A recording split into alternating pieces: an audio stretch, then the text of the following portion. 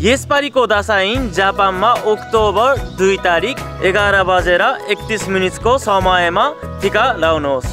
नमस्ते, मेरो नाम के हो? म नेपाली बोल्ने जापानिज हो।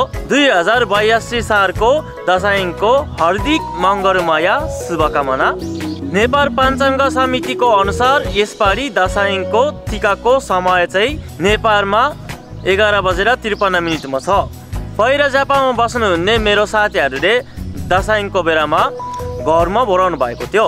त्यो बेलामा चाहिँ जापानमा कति बजेतिर टीका लगाउने हो भनेर कुरा कन्फ्युज भएको थियो। त्यसैले यो भिडियो बनाउँदैछु।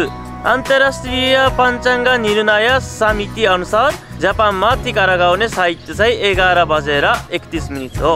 तर नेपालको समय अनुसार टीका लगाउने भए चाहिँ जापानमा दिउँसो 3 बजेर 8 मिनेटमा हो। सबैजना यो समय चाहिँ सम्झिनु होला र यो समयपछि टीका लगाउन सचेत चाहिँदैन। पूर्णिमाको दिनसम्म लगाउन मिल्छ। नेपालमा भएका आफ्नो परिवारलाई पनि सम्झिनु होला र मिलेसम्म उहाँहरूसँग नि बोल्नु होला।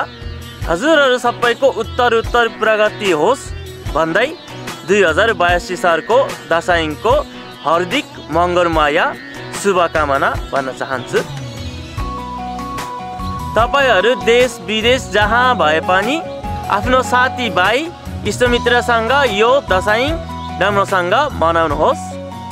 यस्तै जापानको इन्फर्मेसनको लागि फलो, लाइक, कमेन्ट गरिदिनुहोस्। धन्यवाद। नमस्ते।